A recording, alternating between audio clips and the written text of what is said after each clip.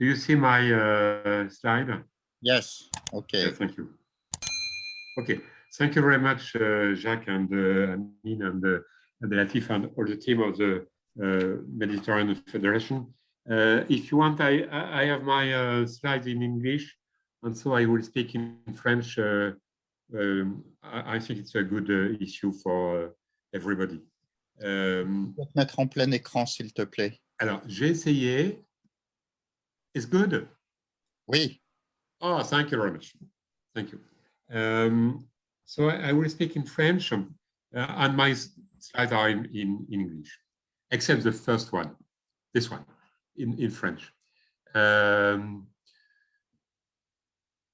C'est une petite diapositive qui résume, it's a slide which resume, this one is in French, so I speak in English, which resume a lot of nutritional factors, fiber, polyphenols, and the role of fiber and polyphenol and microbiota, vitamin D, and other nutrition factors which are involved in immune system, as Jacques has already said.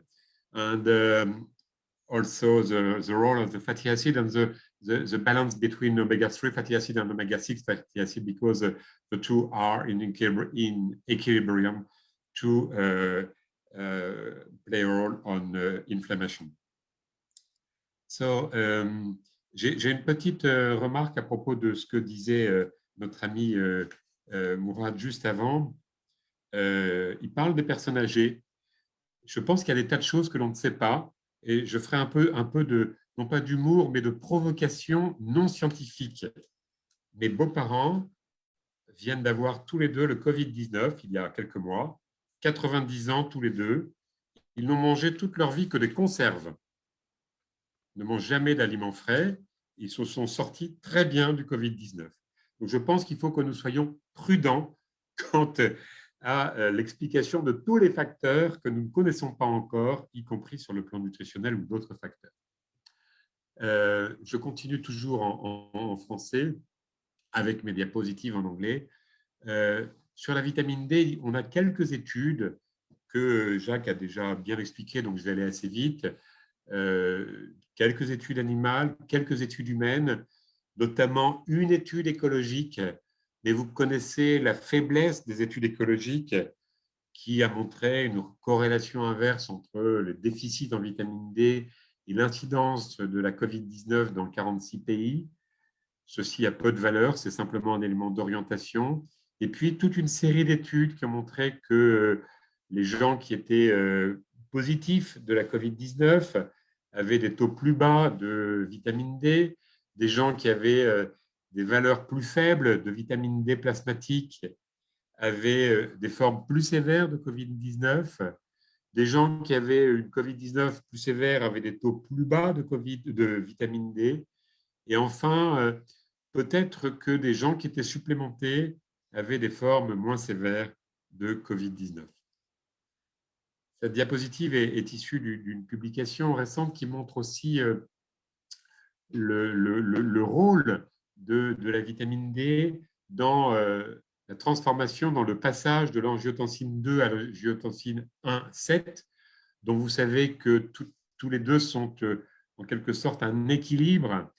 L'angiotensine 2 étant susceptible d'agir sur les récepteurs à l'angiotensine 2 et d'avoir un effet pro-inflammatoire, tandis que l'angiotensine 1,7 a plutôt un effet anti-inflammatoire, et la vitamine D est susceptible d'agir sur le passage de l'angiotensine 2 à l'angiotensine 1,7. C'est un des mécanismes explicatifs du rôle possible de la vitamine D. Il y a sans doute beaucoup d'autres facteurs qui peuvent jouer un rôle pour expliquer le possible rôle de la vitamine D dans la prévention ou l'aggravation de la Covid-19. Et puis, vous savez aussi que la vitamine D joue un rôle dans le rétrocontrôle du récepteur à l'ACE2, et que le SARS-CoV-2 se lie donc à ce récepteur à l'ACE2, et c'est peut-être aussi un élément explicatif. Alors, brièvement, il y a une étude que je cite chez les animaux qui est assez intéressante, qui concerne non pas tout à fait Covid-19, mais ce qu'on appelle le SRAS, le Acute Respiratory Distress Syndrome, induit chez l'animal de façon expérimentale et chez ceux qui sont supplémentés avec la vitamine D, les animaux supplémentés avec la vitamine D, par rapport au contrôle, au moins de symptômes, moins de lésions pulmonaires. Donc, plutôt une donnée encourageante dans cette étude qui est une étude chinoise. Je n'en dirai pas plus, je me méfie un peu des études chinoises. Des études cliniques, il y en a eu aussi, là, à nouveau une étude chinoise qui est intéressante, qui montre que le déficit en vitamine D serait associé à une moindre incidence et à une moindre sévérité de la maladie. Quand on regarde de près la différence de taux plasmatique entre les deux populations, ceux qui étaient hospitalisés et les populations contrôle, elle a beau être statistiquement significative, la différence de taux plasmatique est extrêmement faible. Donc, soyons prudents par rapport à cela. Quant à la sévérité de la maladie, elle est corrélée, inversement corrélée au taux plasmatique de vitamine D ou au fait d'avoir des valeurs inférieures à 30 nanomoles.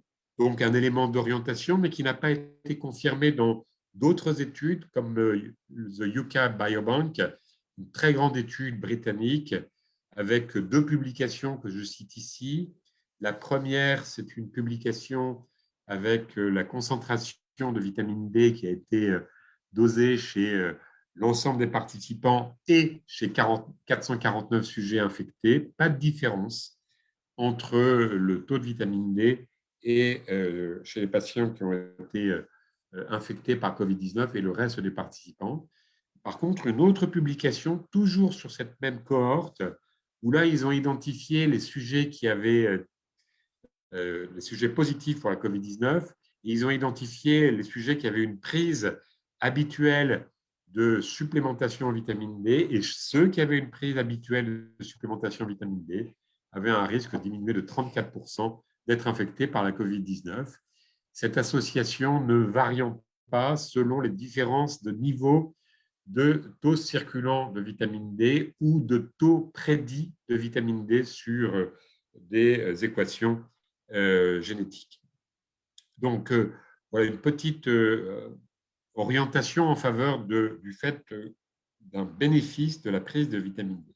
Le gros problème, c'est que ce sont des études qui sont rétrospectives et qu'on ne sait pas si les gens qui prennent la vitamine D ne seraient pas par hasard des gens différents. Et puis d'autre part, est-ce que le fait d'avoir des taux plasmatiques bas, si tant est que cela puisse être confirmé comme dans l'étude chinoise, ne reflèterait pas tout simplement le fait que ce sont des populations qui ont, par exemple, une obésité plus importante. On sait que chez les obèses, le taux de vitamine D est plus bas. Donc, aujourd'hui, il est difficile de trancher là-dessus. Alors, on attend des études cliniques. Jacques en a parlé tout à l'heure de quelques-unes. Dans une publication française qui a été assez médiatisée en France en début d'année, notamment avec l'équipe de Harweiler, ils ont essayé de répertorier les quasi-experimental studies, en fait, des études qui ont regardé chez les sujets hospitalisés si la prise de suppléments était efficace. Donc, c'est une étude d'intervention, mais elles ne sont pas randomisées. Ceci étant, 3 études suggèrent que les gens qui sont supplémentés chez les sujets hospitalisés ont une meilleure survie, une moindre sévérité. Et ici, j'ai répertorié donc 3 publications de ce type-là qui sont intéressantes, mais qui ne sont pas des études randomisées, double aveugle, où on aurait tiré au sort les sujets, on leur aurait donné des suppléments et on aurait vu ce que ça donne par rapport à des gens qui ne recevraient pas ces suppléments. Ce sont simplement des études d'orientation, mais qui ne permettent pas de conclure, d'autant qu'elles sont, j'allais dire, curieusement extrêmement spectaculaires, puisqu'on a une diminution de la sévérité qui est de l'ordre de 90%. Alors, pourquoi la vitamine D serait efficace et intéressante et quel serait le profil des gens qui ont un déficit en vitamine D? En fait, il y a une interaction entre, comme je le disais, des gens qui ont des taux plasmatiques bas, c'est peut-être parce qu'ils ont d'autres comorbidités, l'obésité par exemple, peut-être aussi parce qu'ils sont plus vieux, ils sortent moins, peut-être parce que comme ils sont moins au soleil, c'est peut-être un indicateur d'une moindre activité physique, peut-être aussi un moins bon statut nutritionnel. Bref, c'est très difficile de savoir si les taux bas de vitamine D ne sont pas le reflet d'autres situations moins favorables, activité physique, capacité à sortir parce qu'on est en meilleure forme, moins de surpoids, etc. On sait que la vitamine D joue à de multiples rôles. Il faut dire que la vitamine D n'est pas une vitamine, c'est une quasi-hormone, c'est une pro-hormone et qu'elle est capable d'allumer jusque 3 à 5% de nos gènes. Et donc, on n'est pas tellement étonné qu'elle agisse sur de nombreux systèmes. On sait aussi que le récepteur à la vitamine D est ubiquitaire. Donc, la vitamine D est un très bon candidat, mais dans beaucoup d'autres pathologies, on a été très déçus lorsqu'on est passé à la phase interventionnelle. Donc, moi, je pense que ma conclusion, elle rejoint celle de Jacques, c'est que il est sans doute préférable d'avoir des taux plasmatiques plus élevés, qu'il n'y a pratiquement pas de risque de surdosage avec des doses raisonnables, et qu'il n'y a pas de risque donc à prendre de la vitamine D. Il n'y a pas de preuve aujourd'hui formelle de son bénéfice. C'est un petit peu ce que je dis ici.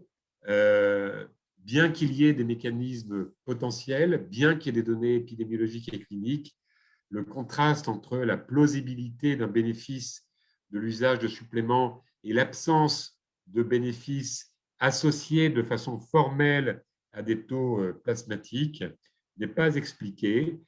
Que signifie le fait que la prise de vitamine D soit favorable et les taux plasmatiques ne le soient pas, c'est difficile à dire.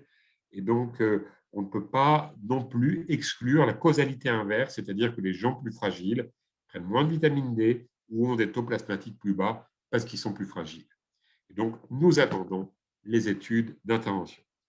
Enfin, deuxième topo plus court sur les acides gras polyinsaturés, ça a déjà été dit par Jacques, donc on connaît leurs effets anti-inflammatoires. Il y a des études qui montrent que on peut augmenter la concentration pulmonaire d'oméga 3 lorsqu'on fait une supplémentation. Il y a des études aussi qui ont montré qu'une supplémentation entérale d'oméga 3 chez les gens qui ont un SRAS diminue la mortalité. Et enfin, il y a quand même des molécules, des médiateurs lipidiques dont on sait qu'ils peuvent agir sur l'inflammation, mais qu'ils induiraient une protection vis-à-vis des lésions aiguës lors du SRAS, de sorte que les oméga 3 sont aussi de très bons candidats. Les mécanismes ont été rappelés tout à l'heure par Jacques, c'est assez complexe. Globalement, un effet anti-inflammatoire de la part des PUFA oméga 3, des acides gras polyinsaturés oméga 3, comparativement aux oméga 6, dont il ne faudrait pas penser cependant que les oméga 6 sont des mauvais acides gras polyinsaturés. Ce serait faire un raccourci tout à fait inapproprié. Et manifestement, le statut en oméga 3 des populations occidentales n'est pas homofixe, même si, par exemple, en France, il est bien meilleur qu'aux États-Unis. Et je crois que dans le Maghreb, ça dépend beaucoup du fait que les populations sont des populations de pêche et, comme vous le rappeliez tout à fait justement tout à l'heure, consomment ou non des sardines ou des maquereaux. Et donc, il y a une étude pilote qui est tout à fait intéressante, qui a été publiée donc en 2021 sur le fameux index oméga 3 dont Jacques a parlé, qui est le reflet des taux érythrocytaires, des taux des acides gras dans les membranes des phospholipides érythrocytaires, avec ce rapport OPA sur DHA sur le total des acides gras de ces membranes. Le threshold, le seuil, sera aux alentours de 4 à 5%. Et dans cette étude, en tout cas sur le plan du risque cardiovasculaire, c'est aux alentours de 4 à 5%. Dans cette étude, ils ont distingué, alors de façon là aussi un petit peu particulière, ils ont pris 100 patients qui avaient été hospitalisés. Ils ont regardé ceux qui mouraient et ils avaient le dosage des acides gras oméga 3 lorsque les gens étaient hospitalisés. Donc ça, c'est quand même très bien, hein, avant qu'ils meurent, si je puis dire, quand ils ont été hospitalisés. Et sur les 14 qui sont morts sur les 100, il y en avait un qui était dans le quartile élevé d'oméga 3 et 13 qui étaient dans les 3 quartiles les plus bas de l'index oméga 3. Et donc, statistiquement, on a un odds ratio qui est à 0,25, donc une diminution de 75%, mais ce n'est pas significatif. C'est à la limite de la significativité à 0,07, probablement parce que l'effectif est trop faible. On ne peut pas conclure, on peut simplement dire qu'il y a peut-être un effet du statut préalable en oméga 3 dans le risque de mortalité, et notamment dans l'orage cytokinique, qui est quand même un événement majeur dans les complications de cette infection. Donc, pour résumer, le microbiote, j'en ne parle pas, mais ça sera évoqué après. La vitamine D et les oméga 3 sont capables d'agir probablement sur l'immunité, certainement sur l'inflammation, et pourraient jouer un rôle soit dans le fait de contracter la maladie, c'est possible, soit en tout cas dans les complications et notamment dans la phase inflammatoire, l'orage cytokinique de la maladie. Et donc, mes conclusions sont simples. Certains nutriments comme la vitamine D et les oméga 3 peuvent jouer un rôle dans la prévention ou dans la sévérité, probablement à travers cet effet anti-inflammatoire, comme je viens de le dire, peut-être aussi à d'autres niveaux. Certaines études sont encourageantes, mais on manque actuellement d'études double aveugle. Un certain nombre sont en préparation. Dans nos pays actuellement, nous, on a un essai en cours avec un médicament. On ne réussit pas à le mettre en œuvre parce qu'on n'a plus assez de malades. On est très content, mais on n'a plus assez de malades, donc on est tout à fait désolé. C'est comme pour le lait de chamel de tout à l'heure. Il n'y a pas de risque, à mon avis, à proposer une supplémentation en vitamine D en oméga 3 si elle est raisonnable. Pour les oméga 3, il n'y a pas de risque du tout à 1 gramme, comme on disait tout à l'heure, pour 500 mg au moins pour EPA-DHA et 1 ou 2 grammes pour l'ALA. Enfin, je pense que c'est plutôt le PA-DHA qui sont actifs. Et pour la vitamine D, il n'y a pas de risque à proposer une supplémentation telle qu'elle est raisonnablement recommandée aux alentours de 1000 unités. Donc voilà, on est plutôt à une phase expectative, d'attente. Il serait bon quand même qu'on puisse aller plus loin et on attend vraiment avec impatience des études d'intervention. Voilà, merci. Okay, thank you very much, Thank you. Jean-Michel, for this talk. Very interesting. We will discuss that at the end of the topic 3. And now the next speaker is Dr. Karim Ouali from Morocco, who will speak about microbiota and COVID-19. So, Karim, it's your turn. N'oubliez pas votre micro, Karim. Votre micro. Oui, bonjour. Bonjour. La présentation, elle est bien? Très bien. Parfait. Donc, je commence d'abord par saluer la qualité des présentations de mes confrères et puis la qualité de l'organisation. Bravo à l'équipe organisatrice de ce congrès. Donc, moi, aujourd'hui, je vais vous parler du microbiote et du Covid-19. Et puis, moi, je pense qu'il y a un tel enchaînement logique dans tout ce qui a été dit. D'ailleurs, on va passer à côté de certaines choses qui ont déjà été dites auparavant. Et moi, je dis oui. Et si le salut venait de notre microbiote? Donc, aujourd'hui, ce qu'il faudrait comprendre, c'est que dans la prise en charge du Covid-19, et ça on le voit partout dans le monde, on s'attarde tellement sur le système respiratoire et on marginalise très très souvent le système digestif. Alors qu'on voit réellement, et à travers plusieurs études, que la moitié des malades atteints du virus présentent des troubles intestinaux. Et on va pas aller plus loin que ça. La gravité de l'atteinte, la gravité de la détresse respiratoire est proportionnelle à l'atteinte du microbiote et des symptômes digestifs. Et donc, les connaissances du microbiote ont explosé ces dernières années, ça nous le savons tous, et son impact non négligeable sur la santé n'est plus à démontrer, surtout au niveau pulmonaire. Et donc, on sait très très bien que nos mécanismes de défense au niveau pulmonaire sont liés à un bon microbiote, c'est-à-dire une dysbiose, favorise l'immunosuppression, mais surtout, elle favorise la surinfection bactérienne. On va surtout parler de ce fameux axe intestin et poumon. Et moi, quand je parle d'axe intestin-poumon, naturopathe que je suis, je commence vraiment à me poser des questions. Pourquoi? Parce que à travers les cours que je donne en phytothérapie, par exemple, je présente la phytothérapie à la médecine énergétique chinoise. Et bien entendu, dans la médecine énergétique chinoise, il y a les méridiens et il y a ce fameux méridien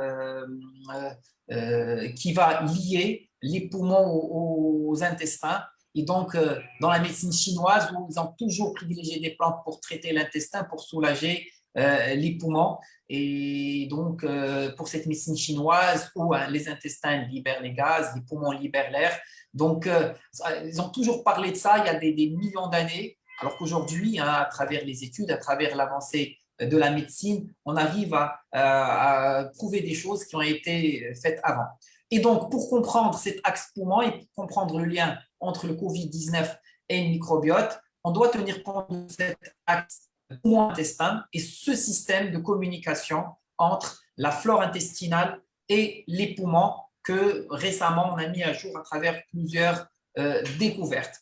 Et donc, il s'agit bien entendu d'un réseau bidirectionnel, notamment une infection respiratoire sont souvent accompagnées de symptômes digestifs et la dysbiose est souvent liée à des troubles respiratoires et des infections pulmonaires. Par exemple, pour illustrer ça, les clostridies ou bien les bifidobactéries ont toujours été liées à de l'asthme au début de vie. Et donc, quand on a un microbiome qui est sain, eh ben, c'est un système immunitaire qui est tolérant dans l'intestin et forcément une protection contre les maladies inflammatoires systémiques. Et l'inflammation est le cœur de la lutte du Covid-19. Et donc, cet axe intestin-poumon est un domaine émergent et prometteur, surtout quand on comprend la pathogénèse des maladies pulmonaires. Je peux citer, on n'a pas le temps, mais je peux citer plusieurs mécanismes possibles comme exemple. Par exemple, les microbes, les cellules biliaires et les autres stimuli immunitaires du tube digestif pourraient jouer un rôle vital dans l'immunité des muqueuses respiratoires. Mon confrère vient d'en parler, le niveau de vitamine A, D, E sont des effecteurs majeurs de la réponse immunitaire aux agents environnementaux dans la lumière des voies respiratoires. Et puis, l'implication de certaines populations des lymphocytes T régulateurs, cytokines et des médiateurs de l'inflammation. Donc, venons à cette histoire du microbiote. C'est-à-dire plus le microbiote est moins diversifié, plus l'inflammation pulmonaire est là et plus la mort par infection augmente. Donc, notamment, une diminution de la diversité du microbiote donne une mortalité accrue par infection virale. Et l'augmentation de la mortalité, elle est associée à une réponse immunitaire défectueuse et trop inflammatoire. Et donc, il y a forcément une caractéristique, c'est une augmentation des cytokines inflammatoires et une diminution du nombre des lymphocytes T régulateurs dans les poumons et dans l'intestin. Donc aujourd'hui, pour faire ce lien entre l'intestin, eh bien oui, l'intestin est un réservoir du Covid-19 parce qu'on a découvert de l'ARN viral dans les selles des malades et même des virus vivants. Et ça confirme ce lien entre le coronavirus et l'intestin. Il infecte les cellules dotées à leur surface de récepteurs ACE2 auxquels s'associe à cette fameuse protéine S qui orne le virus. Et bien entendu, cette protéine S est très présente dans les cellules du système respiratoire et qui mute constamment. Par contre, elle est aussi et surtout présente dans le système digestif où elle reste constante, ce qui fait des cellules des muqueuses intestinales, les entérocytes, un vrai réservoir du coronavirus. Or, S'il te ces plaît, Karim, est-ce récepteurs, que tu peux faire le plein écran, s'il te plaît? hmm, Le plein écran, parce que est-ce que tu peux faire le grand voilà, écran? c'est bon. Non, non, non, c'est toujours le... C'est pas le plein écran? Non, non, Non, non. c'est pas le plein écran. Il faut que vous cliquiez pour vous mettre en plein écran. Ah, mais je suis en Cliquez plein 2 écran sur mon fois. ordinateur. Hein. Ouais. Sinon, vas-y, vas-y. Non, Ouais, non, je suis en plein écran. Hein. non, le plein écran, vous ne l'aurez pas. Allez-y, un diaporama, position diaporama. Oui, Dans le oui. plein écran. Ouais. C'est bon? Non, Toujours la bon, même chose, toujours la même voilà, chose. très bien. C'est bon? Oui, c'est bon, allez-y. Parfait, parfait. Donc, pour Vas-y, revenir, Karim, vas-y. oui, pour revenir, c'est très Ah, intéressant. maintenant, c'est bon. Oui, pour revenir, ben, c'est très, très intéressant de savoir que les cellules digestives eh ben, sont très, très riches aussi en cellules vivantes hein, du COVID-19 et donc et ces récepteurs qu'on trouve dans les cellules digestives sont très nombreux en cas de dysbiose intestinale. Et donc, la dysbiose et la détresse respiratoire. Eh ben, le séquençage du microbiote des patients les plus atteints, surtout ceux qui sont décédés, témoignent d'un déclin significatif des bifidobactéries et des lactobacilles, qui sont les principales familles des bactéries symbiotiques.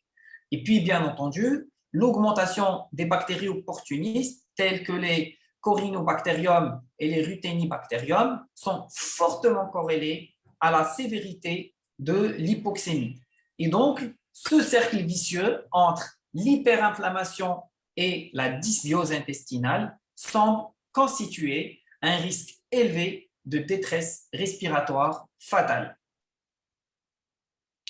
Donc, il y a une bactérie assez spéciale de laquelle je voudrais parler, c'est la Prevotella, puisque le séquençage génétique du microbiote de plusieurs malades a révélé la présence des bactéries du genre Prevotella qui semblaient renfermer de l'ADN du virus SARS-CoV-2 comme si le virus avait été infecté par les bactéries. Bien sûr, hein, le virus se comporte donc comme un bactériophage. C'est un virus infectant des bactéries. Et donc, la Prevotella ne date pas que du Covid-19. Hein, il faut savoir qu'elle a déjà été liée à d'autres pathologies dans la symptomatologie respiratoire avec des compressés. Il y a eu une surinfection, y compris les aigus. Et s'il s'avère que le Covid-19 est bien une infection mixte, virale et bactérienne, on comprend l'intérêt de l'antibiothérapie, par exemple par l'azithromycine, qui est active et sur la Prevotella et sur les microbes intracellulaires. Donc, l'intérêt des probiotiques et le Covid-19 pourrait s'avérer utile dans la prise en charge du Covid-19, surtout devant les cas de dysbiose intestinale, avec la diminution notable des colonies de bifidobactéries et de lactobacilles. Et donc, bien sûr, un soutien micronutritionnel de l'intestin, ainsi qu'une administration de symbiotiques pour établir l'équilibre et prévenir les risques de surinfection et d'infection secondaires. Quelles souches on peut utiliser? Parmi les souches testées, il y en a deux qui reviennent. Le Lactobacillus plantarum, qui agit sur le mucus intestinal et qui a permis d'empêcher l'infection des cellules épithéliales par le coronavirus dans des études sur modèle animal. Dans les maladies inflammatoires chroniques, la prise de probiotiques à haute concentration permet de réduire les taux plasmatiques de cytokines pro-inflammatoires aux dépens de celles régulatrices de l'inflammation, avec des modifications du microbiote fécal par rapport au groupe contrôle. Et enfin, le Lactobacillus brevi est capable d'empêcher la Prevotella de former des biofilms qui permettent aux bactéries de se mettre à l'abri du système immunitaire et des antibiotiques. Quelle est la population à risque? Et donc, deux populations sont les plus exposées à la dysbiose et un pronostic plus sévère du COVID-19. Les personnes obèses, bien sûr, plus touchées par le COVID-19 et qui ont un microbiote qui est également plus riche en Prevotella. Et puis, et surtout les patients souffrant d'une maladie inflammatoire chronique de l'intestin, comme la maladie de Crohn. Il y a eu une étude qui a montré qu'il y avait une très grande prédisposition à développer des formes sévères du COVID-19. Donc, en conclusion, bien entendu, une alimentation équilibrée peut transformer et riche en micronutriments, en fibres, mais surtout en bonne graisse anti-inflammatoire, et ça a été dit avant, riche en oméga 3, bien entendu de type méditerranéen. Et là, la vraie question se pose. C'est-à-dire que quand on voit les différences des chiffres entre les atteintes des rives nord et sud, moi, je me demande bien quelle est la proportion du suivi de cette diète dans les deux rives, nord et sud. Parce qu'on sait très, très bien qu'au niveau du sud, quand même, peut-être il y a moins de fast-food, moins d'alimentation transformée, etc. Et donc, il peut dire que peut-être pour moi, la proportion du suivi de cette diète méditerranéenne peut agir sur le microbiote et peut agir sur le fait qu'il y ait plus de cas graves d'une rive par rapport aux autres. Et donc, il faut aussi un bon microbiote afin de produire des acides gras à chaîne courte, effet protecteur sur les muqueuses et immunomodulateur. Et pour finir, donc pour moi, un microbiote intestinal de qualité régule positivement l'immunité, un statut micronutritionnel optimisé et donc donne un fonctionnement optimal des cellules immunitaires, voire on peut même avoir recours à des supplémentations ciblées pour renforcer leur action ponctuelle. Un système immunitaire équilibré tolère les protéines alimentaires consommées au risque, le cas échéant, de développer des inflammations chroniques, voire des hypersensibilités alimentaires. Et puis, une faible contamination aux xénobiotiques ne peut que préserver notre système immunitaire. Donc, je vous remercie de l'attention que vous avez portée à mon intervention. Si joint la bibliographie sur laquelle je me suis appuyé pour élaborer cette présentation, et je reste à votre disposition pour un échange et le débat.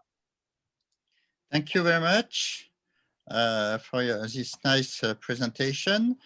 The last and for ending that topic 3 is by Amin Gasmi. His talk is entitled Nutrigenetics and COVID-19. So, Amin, it's your turn. Thank you very much, Professeur Jacques. Merci beaucoup pour tous les autres participants pour ces présentations très enrichissantes et très intéressantes d'ailleurs. Et donc, mon intervention ici va s'inscrire dans la continuation d'autres conférences, d'autres présentations qu'on a déjà eues sur soit l'intervention de Jean-Michel sur la vitamine D notamment, et aussi celle de Jacques sur la vitamine D également. Donc ici, on va essayer d'appliquer certaines notions sur la vitamine D et sur la vitamine D, donc des notions de nutrigénétique, donc qu'on connaît déjà, qui sont déjà bien étudiées sur le rôle de certains SNP, certains polymorphismes génétiques, et le métabolisme de la vitamine D, les taux de 25-OHD notamment, les carences, les prédispositions à des infections. On va essayer de relier ça avec le COVID-19. OK, donc tout d'abord, donc qu'est-ce que la nutrigénétique? La nutrigénétique, c'est une branche en fait de la génétique qui est appliquée à la nutrition, dans laquelle on étudie les variations interindividuelles, variations génétiques interindividuelles, dans tout ce qui concerne les nutriments, donc les aliments et leurs composants. Donc les nutriments en général, et donc d'où ici la présentation qui est ciblée sur la vitamine D. Donc ces variations génétiques, on les appelle en général, enfin certaines parties de ces variations génétiques, ou certains types de ces variations génétiques, donc on les appelle les SNP, Single Nucleotide Polymorphism, ou polymorphisme génétique d'un seul nucléotide. Donc, ou polymorphisme génétique simple, c'est tout simplement des mutations, bien que il y a une grande différence entre mutation en tant que telle et SNP. C'est un débat qui est hors de cette conférence-là, mais on va dire pour simplifier, donc SNP, c'est le même principe que la mutation, c'est une variation, c'est une modification au niveau du code génétique, au niveau d'un seul nucléotide. Donc, ça peut être une variation par délétion, ça peut être une variation aussi par ajout, ça peut être également une variation par changement ou par modification d'une base nucléique par une autre. Et donc, on regarde ça sur la population générale, et on a en général, puisqu'on a la plupart du temps, les gènes sont présents chez l'humain en 2 copies. En général, on a 3 génotypes principaux, donc les génotypes homozygotes. Donc, homozygote non muté.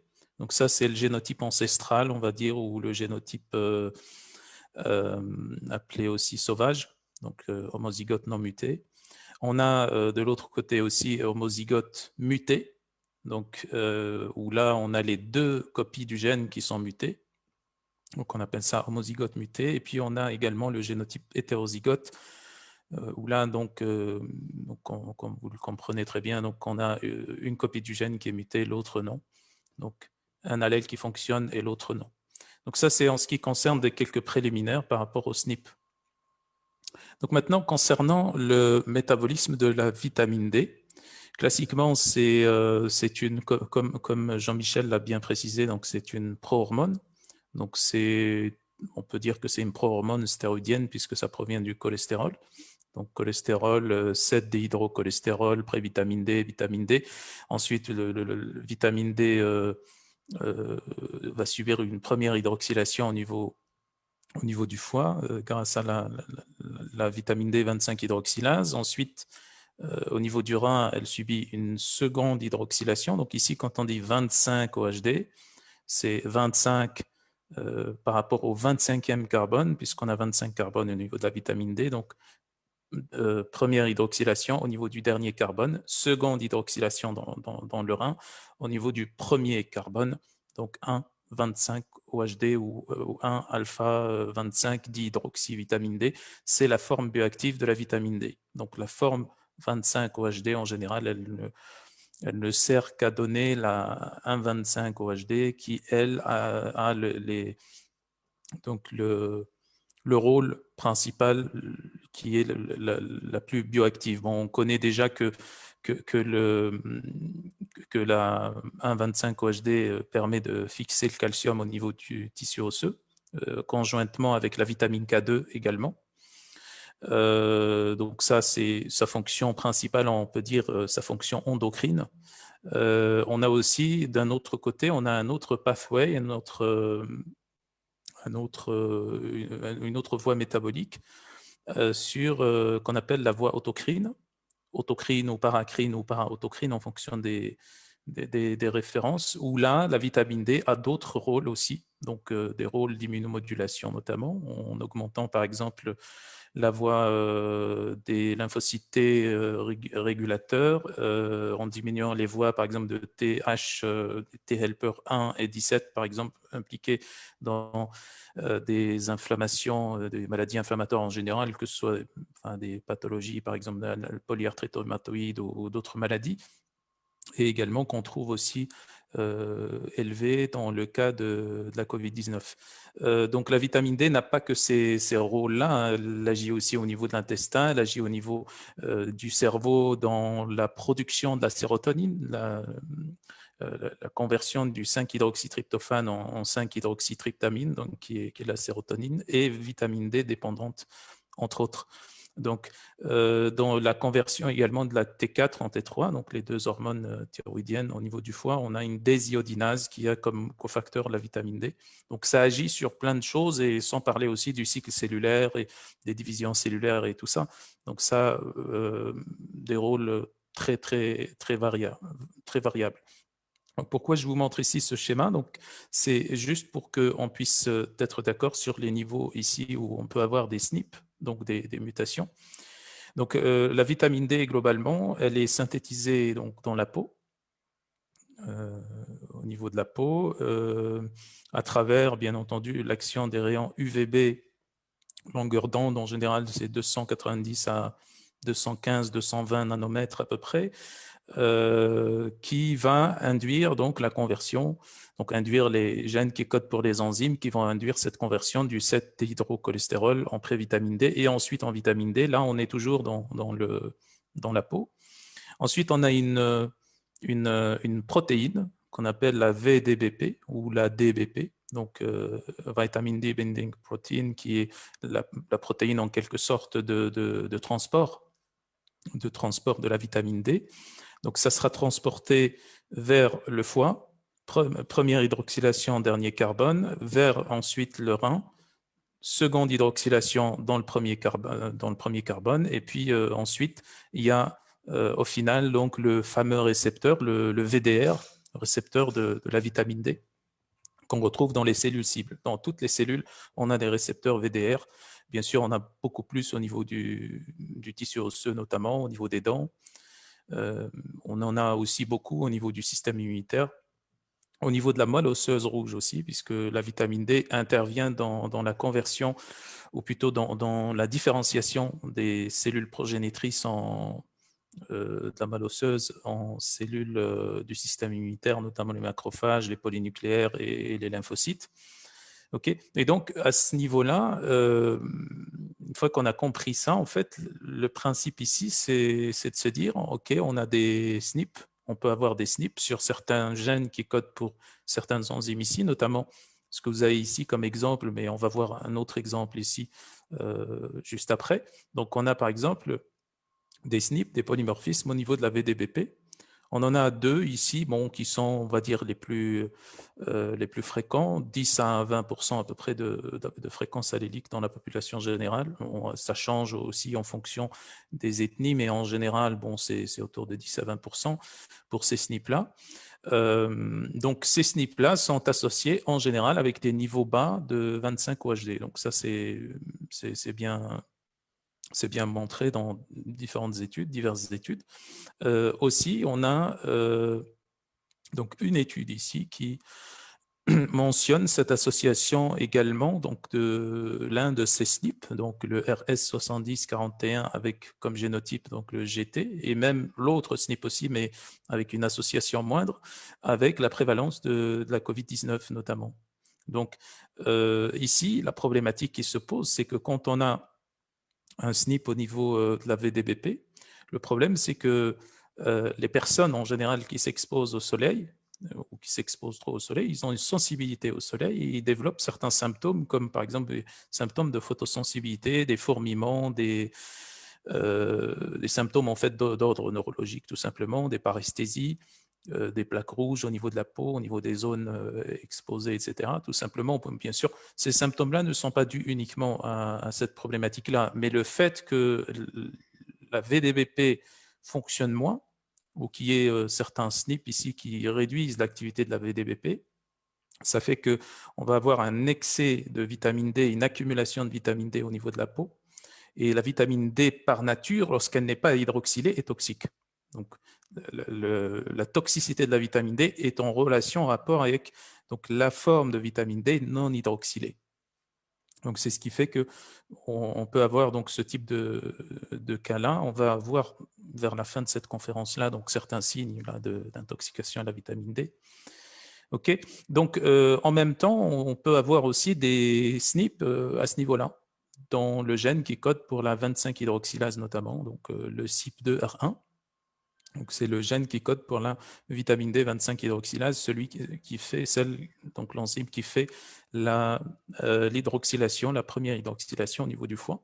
Donc là aussi, on a des SNP qui sont associés avec ce gène, enfin, qui sont associés avec des niveaux bas de 25 OHD aussi. Donc, vous comprenez que si on n'a pas une 25 hydroxylase qui fonctionne bien, c'est que on va avoir moins de 25 OHD puisque c'est l'enzyme même qui produit la 25 OHD. Okay, à partir de la vitamine D, soit qu'on obtient donc d'origine alimentaire ou par des suppléments, donc par voie orale, à travers les intestins ou aussi à travers la peau. Et pareil, donc un de ces SNP-là, donc du CYP2R1, dans son allèle G, donc l'allèle muté, hein, donc ici allèle muté, c'est-à-dire qu'au niveau du génotype homozygote muté, on va avoir plus d'associations avec la sévérité du Covid-19. Bien sûr, avec l'allèle hétérozygote, là, il y a aussi une association, mais moindre avec le génotype homozygote muté.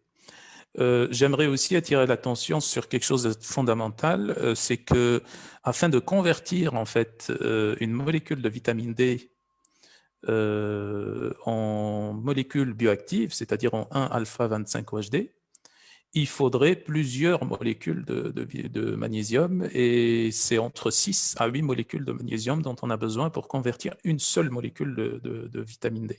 Donc, d'où l'importance de la supplémentation en magnésium quand on supplémente en vitamine D sur une longue période. Bon, si c'est sur quelques jours, quelques semaines, ça ne change rien. Le corps va aller trouver le magnésium là où il est, mais si la personne est déjà carencée en magnésium, ça pose un problème dans le fonctionnement de la vitamine D, la signalisation cellulaire de la 1,25-OHD. On peut très bien avoir des taux normaux de 25 OHD, alors que s'il n'y en a pas de 1,25 OHD fonctionnel, ou en même temps aussi, et ça on n'en avait pas parlé, mais bon, c'est un peu le même principe, les récepteurs à la vitamine D, on a 20 à 25% de SNP qui sont associés avec le récepteur, et ça ne se voit pas dans les marqueurs classiques, là, le 25 OHD, et même dans la 1,25 OHD aussi, quand on la mesure, ça ne se voit pas. Donc, ça se voit juste cliniquement ou génétiquement, si on fait une analyse génétique. Donc, cliniquement, ça se voit. Et c'est pour ça que le diagnostic, en fait, d'une carence en vitamine D ne devrait pas s'appuyer uniquement sur les taux de 25 OHD, ça devrait aussi s'appuyer sur la clinique, donc à défaut des analyses génétiques. OK. Donc, bon, ça, c'est une étude, mais il y en a plusieurs autres qui relient, en fait, la prévalence plutôt l'usage de la vitamine D à des dosages élevés au risque de carence en magnésium, au risque de déplétion en magnésium. Ça, c'est assez connu depuis un certain temps. OK, donc vous avez ici une étude cohorte où on avait, bon, ce n'est pas l'étude maintenant essai clinique contrôlé, randomisé, double aveugle, etc. Mais ça donne quand même une idée et ça vient se rajouter à tout ce qui a été dit par mes collègues auparavant sur l'intérêt de la vitamine D. Donc là, c'est une étude où on combine la vitamine D avec du magnésium et de la vitamine B12 aussi. Donc vous voyez bien ici, au niveau des dosages, vitamine D, on est autour de 1000 unités, magnésium 150 mg et 500 microgrammes de vitamine B12. Alors, ce type d'étude, il y en a plusieurs. Hein. Il y a même je n'ai pas mis ici dans la conférence, mais de mémoire, il y a même une étude qui a fait beaucoup de bruit. On avait combiné, c'était un protocole en fait sur une semaine uniquement, on avait combiné 500 mg d'azithromycine avec des dosages assez élevés de vitamine D, mais c'était que de toutes les façons, c'était que sur 7 jours. Donc les 2 premiers jours, c'était 36 000 unités par jour, donc sur 2 jours, et puis les autres jours, c'était la moitié, c'était 18 000 unités. Et donc, c'était chez des sujets âgés atteints d'un Covid sévère, et on avait observé des améliorations au niveau de plusieurs marqueurs et des améliorations très significatives au niveau de l'inflammation, au niveau aussi du sommeil, au niveau du confort aussi. Il y avait plusieurs marqueurs qui étaient mesurés. Et celle-là, c'est une étude, essai clinique, contrôlé, randomisé, double aveugle. OK. Bon, aussi, bon, je pense que Jean-Michel et Jacques avaient déjà abordé un peu le rôle de la vitamine D en tant qu'immunomodulateur. Ici, c'est juste une voie métabolique dans laquelle on trouve donc la vitamine D qui intervient en tant qu'immunomodulateur, que ce soit au niveau des macrophages, des cellules dendritiques, ou également au niveau des lymphocytes T surtout. Donc, j'avais au départ évoqué cette influence de la vitamine D sur surtout l'augmentation donc des TREG, des lymphocytes T régulatrices ou régulateurs, baisse des TH17 et 1, donc ce qui est très important pour l'inflammation et l'orage cytokinique là. OK. Mais la principale fonction en réalité de la vitamine D, c'est la participation comme cofacteur dans cette différenciation des cellules progénitrices en cellules du système immunitaire, dans la production en réalité de leucocytes. C'est la première cible au niveau du système immunitaire dans laquelle intervient cette vitamine D. Alors ici également, classiquement, on sait que pour les taux de 25 OHD, donc déjà, en fonction de ce qu'on vient de dire là sur les différents SNP, en réalité, il y a une problématique par rapport à ce taux de 25 OHD. Donc, si parmi nous ici, il y a des biologistes, donc le taux de 25 OHD est bien connu, la mesure de 25 OHD est bien connue pour ne pas être spécifique pour la 25 OHD. Ça mesure d'autres métabolites aussi qui sont produits au niveau du foie et qui sont inactifs, notamment par exemple la 24 OHD, la 24-25 OHD et la 25 OHD aussi. Donc, ce n'est pas une analyse biologique donc, spécifique qu'à la 25 OHD.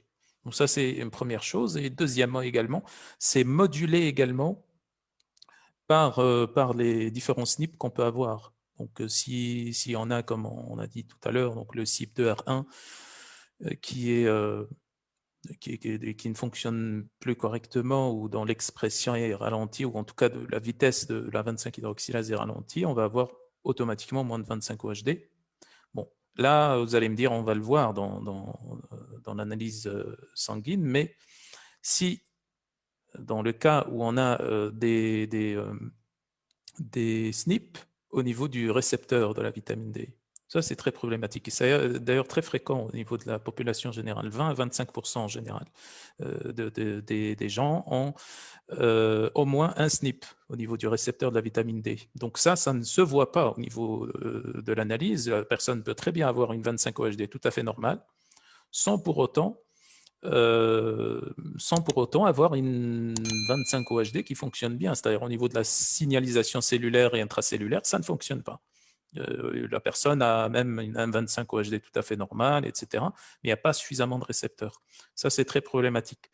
Donc, au niveau de la 25 OHD, ce qui pourrait être intéressant, et ce qui est proposé ici par les collègues au niveau de cette étude, c'est d'avoir au moins 40 à 60 de taux au niveau de la 25 OHD, 40 à 60 nanogrammes par millilitre, afin de prévenir en fait ce type de problématique-là, d'être certain qu'on ait suffisamment de vitamine D. Et au niveau du taux du dosage de vitamine D au niveau sanguin, en général, ça ne pose aucun problème si on est en dessous de 80, 90, et même chez certaines personnes qui ont une bonne métabolisation de la vitamine D, on peut aller jusqu'à même au-delà de 100.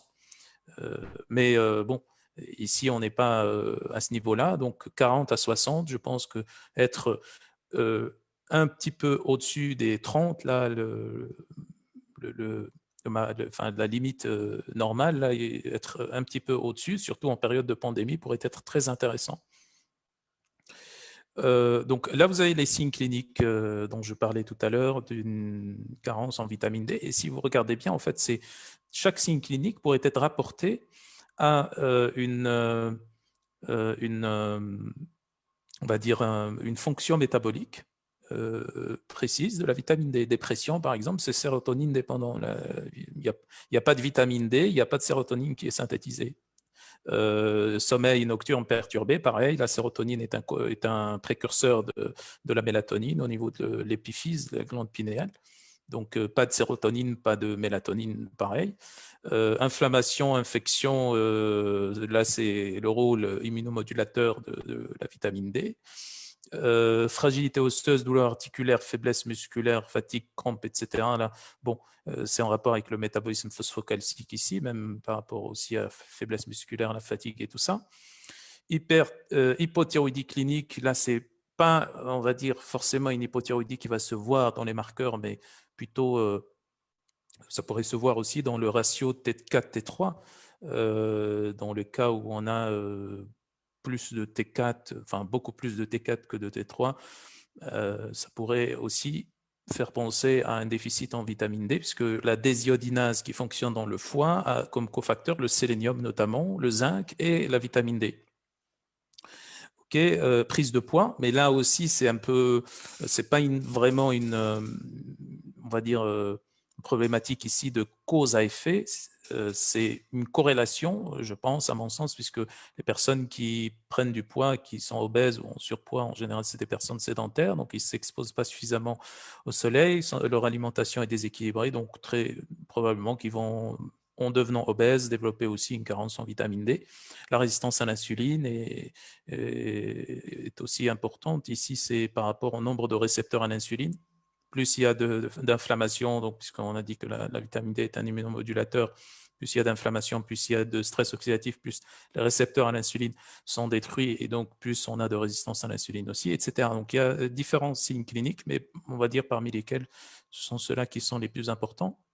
On a aussi des signes d'intoxication à la vitamine D. Bon, c'est très, très rare, c'est extrêmement rare. C'est rapporté uniquement dans certains rapports cliniques, rapports de cas cliniques. Ce n'est pas des études cliniques, c'est des rapports de cas cliniques. Et on le voit aussi dans la pratique, mais c'est extrêmement rare. Et en général, c'est une prise sur une longue période de dosage assez élevé de vitamine D et en fonction aussi des SNP, donc de la détermination génétique que la personne peut avoir, ben on peut avoir donc plus ou moins de ces symptômes. S'il y a ces symptômes-là, ça veut dire que c'est un signe d'intoxication à la vitamine D, surtout si ça suit une prise de vitamine D à haut dosage et pendant une longue période. Ok, donc ici, je vais conclure avec quelques petites recommandations, mais je pense qu'on aura l'occasion d'en discuter après dans le panel de discussion. Donc, moi, je suis plutôt calé sur des doses qui sont un peu plus élevées que ce qui est recommandé en général en Europe, notamment aux États-Unis. On a un dosage, enfin, le dosage qu'il ne faut pas dépasser en fonction de la Food and Drug Administration, c'est 4000 unités par jour.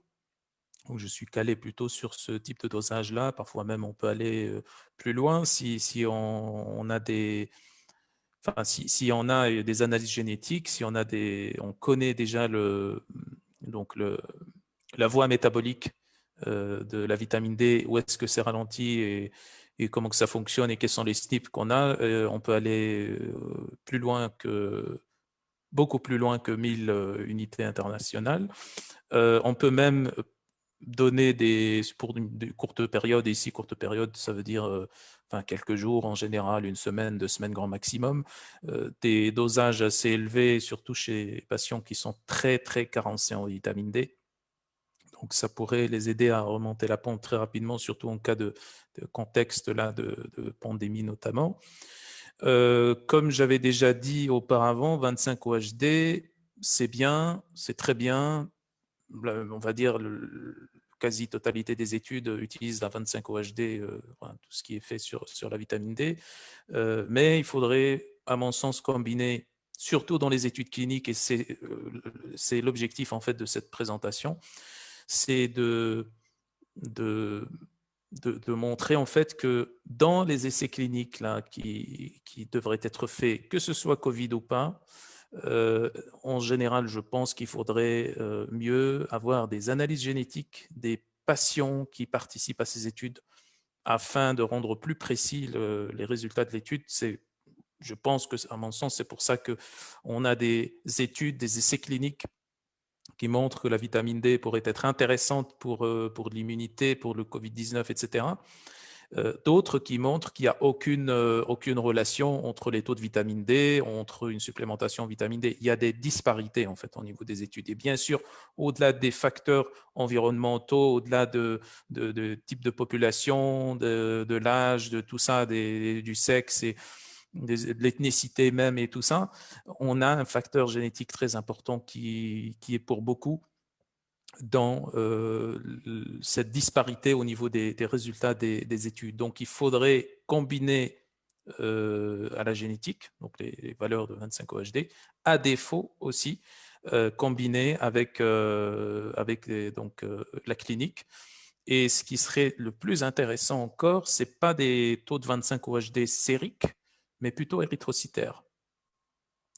Bien qu'on a des corrélations toujours, bon, enfin, dans la population générale, quand on a toujours des corrélations, mais au niveau individuel, c'est un peu différent au niveau des corrélations. Donc, bien sûr, on combine toujours avec le magnésium, surtout lorsqu'il s'agit de prise de haute dose de vitamine D ou sur une assez longue période. Ok.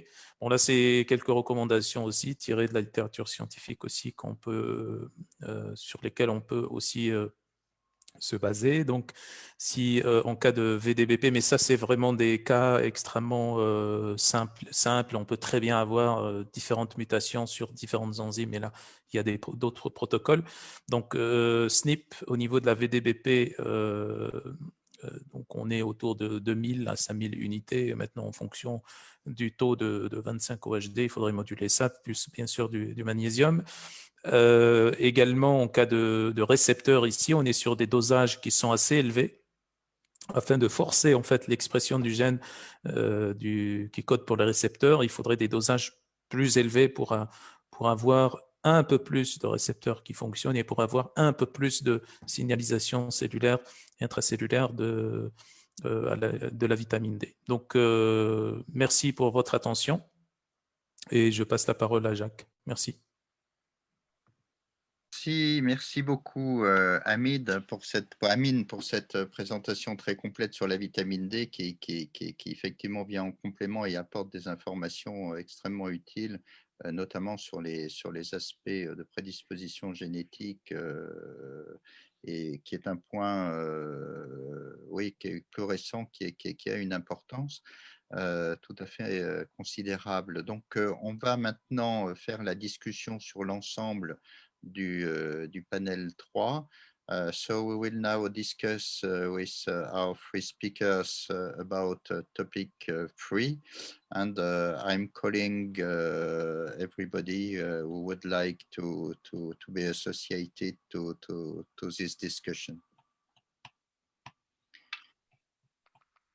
Avez-vous des questions?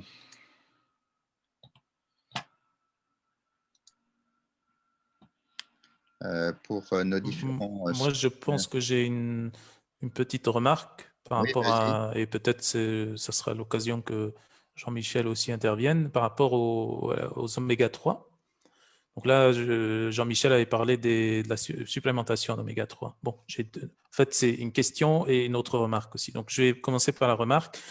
Par rapport aux oméga 3 d'origine alimentaire, là, donc, on a soit les oméga 3 d'origine végétale, donc là où on a des précurseurs en général, les graines de lin, etc.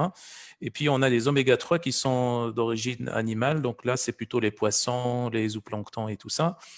La problématique qui se pose aussi également d'un point de vue nutrigénétique, c'est que ce qui serait le plus intéressant au niveau de la quantité des oméga 3 d'origine alimentaire, c'est plutôt les oméga 3 d'origine animale, donc les poissons, ce qu'on trouve dans les poissons gras, beaucoup plus que les oméga 3 d'origine végétale, dans le sens où ces précurseurs là, des oméga 3 se convertissent en fait dans un cycle en fait, qui allie à la fois désaturase et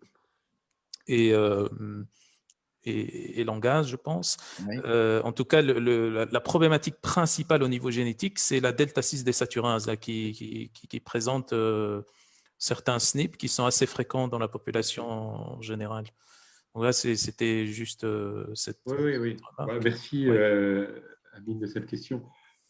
Moi, je suis pas un très grand partisan de distinguer origine animale et végétale, parce qu'en fait, les acides gras, ils sont ni du règne végétal ni du règne animal. En fait, si tu commences, le DHA et le PA sont d'abord d'origine végétale, puisqu'ils sont dans le phytoplancton. Et donc, C'est ça. tu les trouves dans Schizochytrium, par exemple, et tu les retrouves ensuite dans le monde animal. C'est pareil pour l'ALA. L'ALA, on dit qu'il est végétal. En fait, l'ALA, il est très présent dans les produits laitiers. Il est extrêmement présent dans la chair des animaux qui ont été nourris avec les graines de lin. Donc, animal-végétal, je ne suis pas trop partisan parce qu'on est toujours en train de classer l'animal comme mauvais, le végétal comme bon. En fait, c'est les deux. Ceci étant, ta remarque est très juste. Il y a pas mal J'ai fait le contraire ici. Oui, oui, non, mais il y a pas mal de polymorphisme sur la delta-6 désaturase qui fait que, effectivement, les effets des uns ne sont pas les mêmes que les autres. Ceci étant, là où tu as raison, c'est que globalement, le plus actif sur la dimension inflammatoire, les plus actifs, c'est quand même le PA et le DHA, enfin le PA notamment, c'est certain. Donc tout ce qui est susceptible d'augmenter le PA est bienvenu. Et de ce fait-là, c'est vrai que c'est beaucoup plus efficace de manger directement du poisson que de manger de l'ALA qui a une biotransformation assez médiocre. Mais bon, on connaît pas très bien tous les effets d'apport suffisants en ALA. Mais bon, c'est vrai que si on aboutit à des teneurs élevées en EPA, c'est mieux. Enfin, en tout cas, c'est vrai, c'est une remarque intéressante. Oui, je crois que dans le domaine, en tout cas dans le domaine de l'inflammation, je crois qu'effectivement, il faut être clair. Les effets biologiques sont les oméga 3 à longue chaîne, en particulier Oui, c'est sûr. le PA, et on n'atteindra pas des taux élevés de PA-DHA à effet anti-inflammatoire à base d'ALA. Voilà.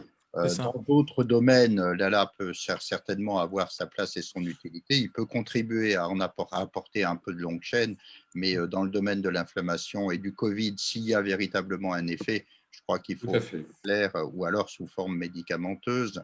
En tout cas, merci. Il y a des remarques sur Facebook. Parmi les symptômes associés à l'infection du Covid, on cite la diarrhée. Est-ce qu'elle est liée au fait que le microbiote intestinal est perturbé par le virus? Ah, Karim, on n'entend pas. Ça, c'est Karim. Oui, ton micro, Karim. C'est pour Karim, votre micro. Voilà. Oui, effectivement, moi, je vois très souvent ça en consultation et malheureusement, comme je l'ai dit, on va focaliser sur les symptômes respiratoires et on va complètement oublier les symptômes digestifs. C'est-à-dire que moi, je sens la différence dans même l'observance du traitement quand j'accompagne avec des probiotiques le traitement de mes patients. C'est-à-dire qu'aujourd'hui, au-delà de la supplémentation classique, parce qu'on donne généralement vitamine D, zinc, et vitamine C, c'est ce qui se fait chez nous au Maroc et je pense que c'est partout ailleurs dans le monde. Moi, je suis très poussé par prescrire automatiquement des probiotiques, surtout chez les gens qui sont fragiles, qui ont un côlon irritable, qui ont un syndrome inflammatoire chronique ou bien qui ont une fragilité immunitaire. Je vois très bien qu'il y a une très grande différence au niveau de la tolérance du traitement et au niveau de la réponse du traitement. Bon, parfois, je peux amener à prescrire de la kératine, hein, ça m'arrive. Les gens qui ont aussi une sensibilité immunitaire, l'échinacée ou le propolis. Pourquoi? Parce que moi, je crois en cette médecine complémentaire, hein, cette médecine complémentaire de la médecine classique qui permet de soulager bien les choses. Oui, du Saccharomyces boulardii. Donc, ça se donne systématiquement avec le traitement. Moi, je le fais. Et puis, au cas où j'ai une dysbiose, eh ben, j'accompagne forcément par des probiotiques. La question qui était posée, Karim, c'était de savoir si la diarrhée associée à la maladie Covid est directement liée au virus ou si c'est via une modification du microbiote. Ça doit forcément être dû à un effet secondaire parce que généralement, on donne 2 antibiotiques, 3 antibiotiques. Donc Ah forcément, non, excusez-moi, là, je ne suis pas d'accord. je n'ai pas entendu. Avant qu'on donne le moindre traitement, Oui. la diarrhée fait partie des Oui, oui. cliniques du Covid. J'ai peut-être Bien une sûr, petite bien sûr, réponse à ça. Voilà. bien sûr. Par rapport aux récepteurs de la CO2, D'accord. on en a 87% des récepteurs qui sont dans les alvéoles et à peu près 10-12%, je n'ai pas le chiffre exact, qui sont dans les intestins. C'est pour ça qu'on dit que la porte d'entrée, c'est au niveau, enfin, on va dire par voie aérienne, donc les aérosols là, mais il y a aussi les mains qui passent donc par le tube digestif. Et donc ça pourrait être aussi dû à l'infection Covid qui produit cette diarrhée, je pense. D'accord. Le virus est bactériophage, c'est-à-dire il va coloniser nos cellules de l'intestin aussi. Hein. Donc forcément, oui, elle fait partie des symptômes, la diarrhée. D'accord, très bien. Où est-ce qu'on peut trouver le Lactobacillus plantarum et brevis? Certains compléments alimentaires, mais bon, pas très disponibles partout. Hein. D'accord, ok. Moi, je pense est-ce que la diarrhée est un facteur de protection contre le Covid en extériorisant le virus? Ça pourrait être ça, mais après, Oui. on sait rien. Ça on pourrait sait rien. être aussi les personnes qui ont une dysbiose plus que d'autres, ou les personnes qui souffrent de SIFO, de Small Intestine Bacterial Overgrowth. Ceux-là, ils sont beaucoup plus prédisposés aux diarrhées. Maintenant, est-ce qu'il y a des données cliniques là-dessus? Moi, je ne pense pas, je n'ai pas vu. Et c'est très compliqué. Dès qu'on commence à parler du microbiote, c'est extrêmement compliqué. Même l'histoire de la Prévotella, là, du virus bactériophage, bon, il y a encore des discussions là. C'est pas tranché, on va dire. Chez nous, il y a une équipe qui a travaillé sur le microbiote et de façon assez intense, le microbiote et puis Covid. Il semblerait quand même que l'efficacité, l'intérêt le plus important soit en partie contre les surinfections bactériennes. Peut-être aussi sur le virus, mais probablement sur la surinfection bactérienne. Donc ça, c'est quand même un élément important parce que c'est une cause de mortalité importante. En tout cas, je pense que le microbiote joue un rôle. Le problème, c'est que pour tout ce qui est du microbiote, c'est un peu comme pour la vitamine D. Pour l'instant, quand on mène des études d'intervention avec les probiotiques et les prébiotiques, c'est quand même un petit peu difficile de montrer des choses. Mais ça ne veut pas dire qu'il n'y a rien. Hein. Parce qu'on n'a pas forcément les bons outils, on n'a pas forcément les bons patients. Ça peut être lié à ça. Hein. C'est pas parce qu'on ne trouve pas que ça n'existe pas, c'est parce qu'on ne trouve pas.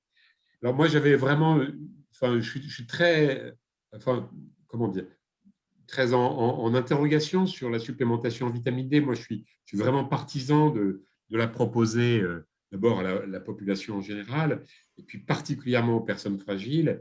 Mais voilà, quelle est la dose qu'il faut conseiller? Est-ce qu'il faut se baser sur la 25 OHD?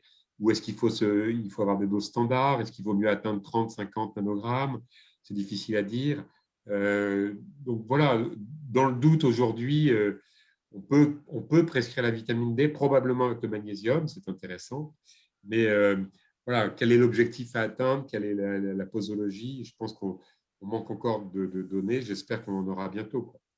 D'accord. Mourad, vous vouliez poser si vous une le question? permettez, s'il vous plaît, moi je vois qu'il y a une certaine tendance ces derniers temps au niveau des professionnels de la santé chez nous, au Maroc, c'est qu'on préconise souvent et on prescrit seulement l'azithromycine, sans vitamine D, sans vitamine C, sans zinc, sans rien du tout. Comme ça a été fait, il y a l'azithromycine, il y en a même qui prescrivent les corticoïdes aussi. Est-ce que c'est... Moi, je suis étonné parce que je trouve que c'est très... Mon protocole thérapeutique marocain, L'adexaméthasone à la phase aiguë d'atteinte pulmonaire grave a, à ma connaissance, montré quand même des bénéfices cliniques. Hein. Sur l'azithromycine, je sais moins, mais la dexaméthasone, en tout cas, oui, il y a dans les nouveaux protocoles, ça en fait partie avec un puissant effet anti-inflammatoire et vis-à-vis de l'orage cytokinique, il semblerait quand même que ça a une utilité dans les formes un peu graves. Ouais. Tout à fait. Mourad, vous aviez une question? Oui, merci. Juste une remarque par rapport à ce que nous sommes en train de discuter en termes de produits, je dirais, comme complément alimentaire ou comme intervention nutritionnelle. Je pense que les choses, pour moi en tout cas, elles sont suffisamment claires par rapport aux origines de tout ce qui est EPA, DHA, magnésium, vitamine D, probiotiques. Moi, je les trouve au niveau du marché, tout simplement. Je m'approvisionne en différents types de fromages. Il faut par exemple, chez nous, on ne se prive pas de fromage tout à fait naturel du commerce. Je ne parle pas du fromage au niveau industriel. Le fromage naturel et les yaourts. Puis vous avez les sardines grillées, ça apporte plein de vitamine D. Il faut sortir, prendre Et un peu de surtout soleil. beaucoup d'oméga 3. Oméga 3. Et donc l'oméga 3, il est au niveau de notre marché de poissons. Vous avez plein de différents types de poissons. Moi, je ne me prive pas de sardines chaque semaine. Et puis, vous avez le problème des compléments alimentaires, je viens de citer dans ma présentation, la mélatonine. Alors, la mélatonine, elle a été vantée dans différents protocoles, mais finalement, il y a une semaine, l'agence espagnole a tiré la sonnette d'alarme parce qu'en fin de compte, cette mélatonine, il vaut mieux aller la chercher d'une manière naturelle dans l'huile d'olive, l'huile d'argan et d'autres types d'huile. Je reviens à l'EPA, aux vitamines D, des choses comme ça. C'est dans notre quotidien, la nutrition quotidienne méditerranéenne. L'étude des trois cités en France, elle a bien déterminé que les gens du Sud consomment plus de produits à base de poisson. Et donc, ça a été corrélé à la faible incidence des maladies neurodégénératives, des problèmes cardiovasculaires et les problèmes chez les personnes âgées. Donc, prenons ce genre d'exemple pour encourager les gens à consommer des choses naturelles et qui existent sur le marché, éviter les choses transformées. Et je pense qu'on aura fait un grand pas, même en absence de compléments alimentaires. Notre nutrition, elle a tout ce qu'il faut pour apporter des choses positives aux personnes âgées. Je parle surtout aux gens à risque, hein, parce que les jeunes n'ont pas de problème. Je parle des gens, les résidences pour le troisième âge. Ils devraient inclure la diète sud-méditerranéenne. Plein de fromages pourraient améliorer leur microbiote. Et le microbiote, il prend ses sources dans ce que nous mangeons comme produits laitiers. Donc, il n'y a pas besoin d'aller chercher dans les compléments. Okay. Voilà, merci. Le problème, c'est que les aliments aujourd'hui sont de moins en moins riches en nutriments. Peut-être au niveau de la rive sud, c'est moins important, mais dans la rive nord et dans l'Occident en général, c'est de moins en moins riche en nutriments. Attendez, oui, c'est quoi la raison? La qualité des sols, l'agriculture intensive, l'utilisation des pesticides. Ça joue pas tellement. C'est surtout il y a des études la génétique des plantes qui joue surtout. Et, oui. L'alimentation animale. Quoi qu'il en soit, attendez, je vais donner la parole aux gens qui ont levé la main, si vous voulez bien. Attends. A levé la main. Et alors, moi, ce que j'allais dire, c'est Mourad. Non. Allez-y. Donc, pour les autres, la problématique de revitaliser l'alimentation méditerranéenne est un problème général sur le pourtour méditerranéen, donc c'est un vrai sujet. Bon, je pense qu'il y a suffisamment de données épidémiologiques pour montrer que la Grèce, par exemple, elle est passée du premier rang en termes d'adhésion à l'alimentation méditerranéenne au 16e rang quand même, il faut le savoir, hein. Donc, ça prouve bien qu'il y a du travail à faire dans ce domaine, et je pense qu'effectivement, vous qui êtes, comme nous d'ailleurs, sur le pourtour méditerranéen, on a quand même un rôle important à jouer pour la valoriser dans différents domaines, à condition de ne pas lui faire dire des choses qu'elle n'a pas prouvé être dites. Voilà, c'est pour ça que je suis resté dans ma modeste communication prudent, parce que tant qu'il n'y a pas les véritables essais cliniques randomisés dans différents domaines avec l'alimentation méditerranéenne sont quand même rares, hein. Il y a beaucoup de données épidémiologiques, mais si je D'après regarde l'IMED. dans le domaine cardiovasculaire, moi j'en connais 3, j'en connais pas 12. Hein, voilà. Mais c'est un exemple à part. Donc, Karima avait demandé la parole. Oui, très bien. Merci, merci Monsieur Delarue. Karima, il est- Oui, oui. Tout d'abord, je remercie tous les intervenants pour l'excellence de leur présentation et j'aimerais bien rebondir sur cette question de prescription de vitamine D qui est très recommandée de la part de pratiquement tous les spécialistes. Alors, en tout cas, au Maroc, au cours de la pandémie, il était en tout cas à Fès et je crois que c'est un protocole, c'est le protocole officiel du ministère de la Santé. Il a été prescrit avec, avec le magnésium, bien sûr. Pas de souci, c'était prescrit de façon automatique pour le Covid au cours de la pandémie et jusqu'à le jour d'aujourd'hui d'ailleurs. La question de la vitamine D, en fait, ne remonte pas uniquement à la période de la pandémie Covid. C'est une question qui remonte bien avant la Covid, puisque dans pas mal de pathologies, on demande le dosage, notamment chez les femmes. Et dans un pays comme souvent des déficits en vitamine D. Très, très souvent, quand on fait le dosage chez la femme marocaine, on trouve vraiment un déficit flagrant. Et là, ça nous pousse à poser réellement la question sur le seuil à partir duquel on va décider si la femme est déficitaire ou pas. Et Même l'homme, hein. il nous pousse encore une Même fois… l'homme, Karima, même l'homme. Comment ? Même l'homme marocain, il est déficitaire. Très difficile, Vitamine. mais là, c'est par rapport à un seuil qui a été élaboré dans des populations, en tout cas, autres que les populations Autre marocaines. que nous. Voilà. Oui. Et là, je saisis l'occasion de cette réunion de la fédération pour discuter l'éventualité d'une étude à large échelle qui va inclure aussi bien la rive sud et nord de la Méditerranée pour élaborer des seuils vitamine D qui seraient adaptés aux populations et à partir desquels on peut décider si les personnes sont déficitaires ou pas. Avant surtout que maintenant tout le monde parle tout le monde recommande la supplémentation automatique de la vitamine D pour toute personne déficitaire. Donc ça, c'était une remarque et plutôt une question à tous les intervenants qui ont intervenu par rapport à la vitamine D. Je vous remercie. Juste une remarque, Karima, je te donne la parole, Abdelatif. Oui.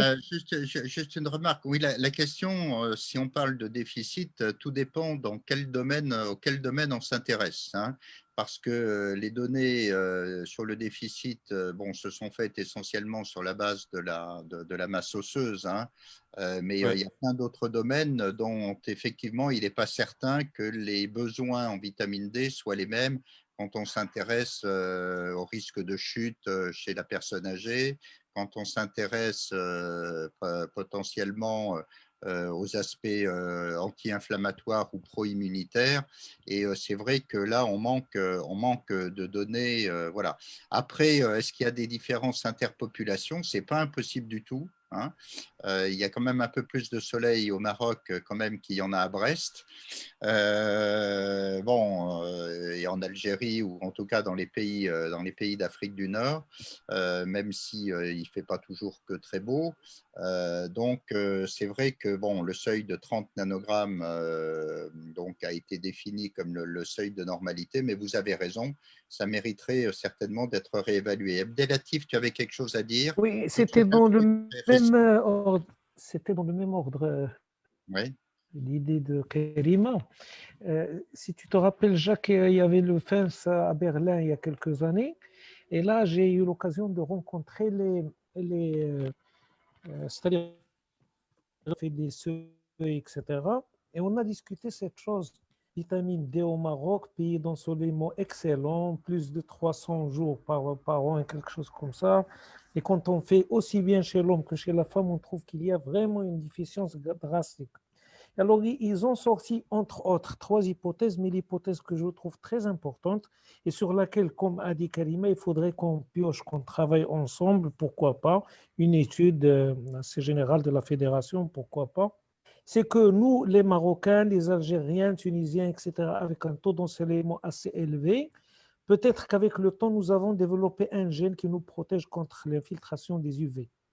Et donc, quand on fait c'est-à-dire pour nous protéger des UV. Et quand on fait notre prélèvement, on trouve qu'on est toujours en dessous du seuil que les Européens ont, parce qu'on utilise les seuils des Européens et des autres pays. Pourquoi pas? Donc on utilise tout ça. C'est intéressant comme hypothèse. Bon, d'un autre côté, est-ce que la supplémentation n'est pas plus systématique chez les Européens qui pensent qu'ils sont plus déficitaires que chez les Marocains qui pensent qu'avec le soleil, ils en ont moins besoin? C'est peut-être aussi ça, non? Oui. Les Européens ont aussi, surtout les Scandinaves, ils ont des adaptations métaboliques, une génétique qui leur permet en fait de préserver la vitamine D, de faire de l'économie de la vitamine D. C'est intéressant ça, oui. Oui. Donc, à voir, c'est très important. Cheikh Déa avait demandé la parole. Pourquoi? Oui. Cheikh Déa, vous vouliez parler? Oui, merci Jacques. Merci. En fait, c'était par rapport quand on parlait des rations, des régimes alimentaires méditerranéens. Il se trouve que la composition nutritionnelle des aliments, quand même, il y a d'autres facteurs qui entrent en jeu. C'est-à-dire, ce n'est pas la teneur selon la table de composition. Il y a ce qu'on appelle l'effet matrice de l'aliment lui-même, la façon dont l'aliment est consommé. Est-ce que c'est formé? Je prends l'exemple d'une pomme. Moi, je consomme une pomme crue, comme ça. Ce n'est pas comme si je le pense sous forme de compote, comme ce n'est pas la façon comme ça, sous forme de jus. Donc, les teneurs varient. Donc, et la matrice joue. Il faut en tenir compte. C'est pas toujours. Il y a une certaine géométrie nutritionnelle dont il faut tenir compte. Par exemple, le fait de supplémenter un malade Covid au début de la maladie, peut-être n'aura pas le même effet quand la détresse respiratoire est déjà en positionnement. C'est clair. Ouais. Avec tout le foyer infectieux, tout ceci peut jouer. Donc, je pense que c'est les éléments dont il faut tenir compte avant d'avancer dans ce côté-là et vraiment prendre non, mais vous avez aussi à les effets contraires qui sont aussi. Ouais. Ça plaide, même s'il n'y a pas d'études randomisées, bon, il y a quand même pas mal d'éléments qui ont été dits au cours des exposés qui plaident en période Covid pour que les gens aient plutôt des taux normaux de vitamine D que des taux bas. Même en l'absence d'essais cliniques randomisés versus un placebo qu'on aura d'ailleurs du mal à faire ou que personne ne fera peut-être, ou etc. Surtout que maintenant, bon, voilà. Je pense que ça a été dit par Amine, ça a été dit par Jean-Michel. Ça paraît raisonnable de faire en sorte. D'ailleurs, c'est raisonnable d'une manière générale en termes de santé. Covid ou pas Covid, mais en période Covid, il est probablement raisonnable de s'assurer, ça ne veut pas dire qu'il faut faire le dosage à tout le monde, parce qu'après, il y a des problèmes financiers qui vont avec, mais au moins partir du principe qu'en période Covid, et notamment aux entrées de l'hiver ou de l'automne, où le risque est plus important, il faut une ampoule de vitamine D, de 100 000 unités par exemple, ça ne paraît pas effectivement aberrant. Féti avait demandé la parole. Oui, merci beaucoup, professeur Delarue. Moi, c'est des remarques complémentaires pour la Tunisie. Donc, nous avons réalisé une étude qui a été faite à l'Institut de Nutrition sur la population qui a été contaminée par le virus. Et nous avons trouvé les pathologies les plus concernées, c'était le cancer, l'Alzheimer, l'hypothyroïdie et l'obésité associée au diabète. Et là, on a voulu voir l'effet de la vitamine D chez les gens là obèses avec diabète type 2. Donc, nous avons dosé la résistine, ce qui est responsable de l'insulinorésistance, et la vitamine D. Nous avons trouvé une corrélation négative. Plus la résistine augmente, donc la vitamine D diminue. Et donc, ça donne une idée un petit peu sur, mais on n'a pas approfondi l'étude, ça donne une idée sur la place de la vitamine D chez ces personnes atteintes du virus. Ça, c'est la première remarque. La deuxième remarque, nous avons maintenant pensé à faire recours un petit peu à la phytothérapie comme moyen de prévention. Et là, nous sommes en train d'étudier deux plantes, l'Artemisia herba alba et l'huile de figue barbarie, qui sont riches en polyphénol, antioxydants, qui ont une action antivirale.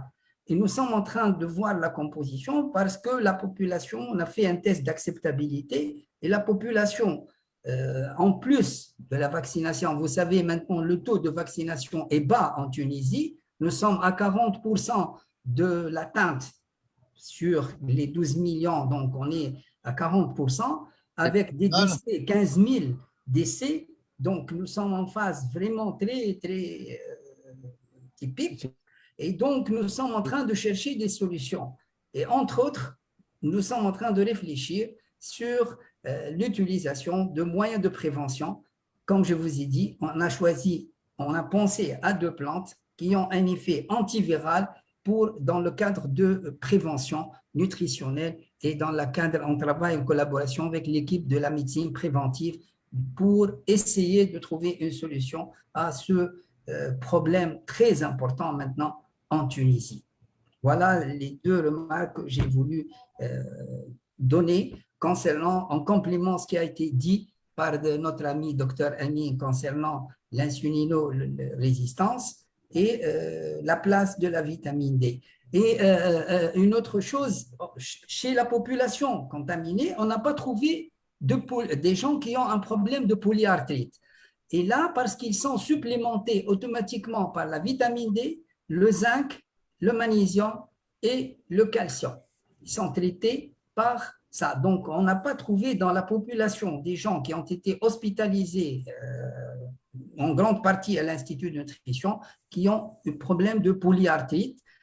Et on a vu par le questionnaire qu'ils sont traités par un complément en vitamine D, en magnésium, en zinc et en calcium.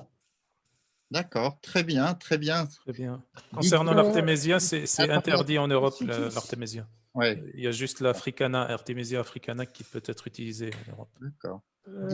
Jacques, il y a des participants qui ont posé des questions. Attends, Didier avait demandé la parole aussi. Oui, d'accord. Après, Didier. Oui, je voulais intervenir sur la notion qu'avait avancée Marwan entre les bienfaits d'une alimentation idéale et puis les possibilités de complémentation utiles. Je pense que cette période… je pense. Oui, c'est moi. Je pense qu'en cette période, c'est vraiment une merveilleuse occasion que de promouvoir les habitudes de vie saines dont le modèle méditerranéen est le fleuron sur le plan nutritionnel.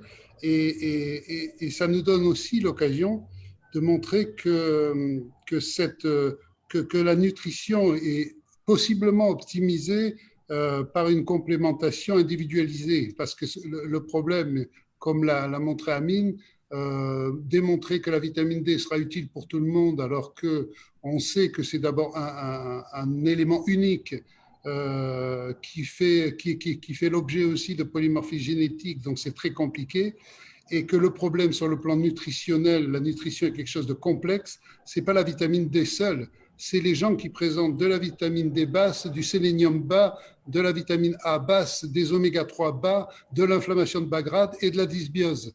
Et si on multiplie ces facteurs de risque qui ne sont pas des comorbidités, qui sont des facteurs de risque, eh bien là, vous avez le terrain à développer des formes qui ne sont plus des formes asymptomatiques.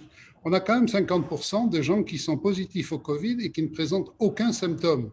Ça veut dire qu'ils se défendent déjà au niveau de leur muqueuse. Eh bien, aujourd'hui, la nutrition, et en tout cas ce que nous défendons, c'est la possibilité de prendre place tout de suite et de pouvoir dispenser au niveau de tous les professionnels de santé une approche qui permet aux gens maintenant d'éviter que des histoires comme le Covid qui nous est arrivé aujourd'hui, on puisse le prévenir. Et c'est là où, à mon avis, il faut utiliser tous les outils. Aujourd'hui, si on a la chance d'avoir recours à des marqueurs biologiques, on se rend compte que dans la population globale, hors comorbidité, il y a des tas de gens qui sont en mauvais état de santé et ils ne sont pas malades encore. Donc ça, je vais dire, dire la vitamine D en supplémentation où je la trouve dans les aliments, bien sûr, c'est un débat, on l'aura toujours, mais on a plein d'outils et cette occasion de cette pandémie du Covid, c'est une merveilleuse occasion pour montrer que la nutrition, elle peut avoir place plutôt qu'au moment où on avait dit aux gens que de rentrer avec du paracétamol en attendant, eh bien, ça pouvait le faire. Aujourd'hui, vraiment, il ne faut pas opposer les approches. Elles ont des orientations très précises en fonction de chacun. de notre expérience à nous, les déficits ne viennent pour une partie des apports, mais ils viennent d'abord des dépenses. Les gens qui sont en stress oxydatif, qui sont en inflammation de Bagram, en inflammation du tissu adipeux, ils dépensent beaucoup de micronutriments. Je suis d'accord. Ce sont ces gens-là qui sont à risque. Et je pense qu'il faut vraiment utiliser tous nos outils pour mettre la vraie prévention dans les habitudes de vie, dont la nutrition est certainement un des éléments associés à une activité physique saine, à une gestion du stress. Je pense que là, il faut vraiment qu'on mette le paquet. Et c'est une occasion extraordinaire pour la nutrition que de profiter de cette occasion. Ok, Murad, Oui, je voudrais juste rajouter deux petites remarques par rapport à ce qui est nouveau dans la bibliographie. Dernièrement, il y a eu une étude qui a démontré que les patients qui étaient sous anticalciques pour des problèmes divers, ou bien cardiovasculaires, ou bien la pression artérielle, ils avaient moins de chances à développer les risques plus graves de la COVID. Ça, c'est un point. Le deuxième point, un travail récent, il a montré aussi que les personnes qui étaient sous inhibiteurs de l'enzyme de conversion et des anti-angiotensine 2, c'est-à-dire c'est une classe d'antihypertenseurs qui touche le système rénine-angiotensine, ben, les gens qui étaient sous ce traitement-là allaient moins vers la situation grave de la COVID. Donc, ici, c'est un iceberg par rapport à tout ce qui est physiopathologique et moléculaire pour comprendre qu'est-ce qui accélère la situation vers les situations graves, qu'est-ce qui peut aider ou freiner. J'avais oublié d'insister, maintenant c'est l'occasion pendant la discussion, j'ai fait un schéma où je comptabilise la mortalité tout simplement par rapport à la consommation d'alcool dans un pays. Ça m'a attiré l'attention. Alors, dans le sens de la nutrition, moi je pense qu'il faudrait encore, de la même façon quand on dit ne pas prendre l'alcool avec tel ou tel médicament, il faut éviter l'alcool fort, c'est-à-dire les boissons fortes. Je ne parle pas du rouge ou du vin blanc, je parle de l'alcool fort.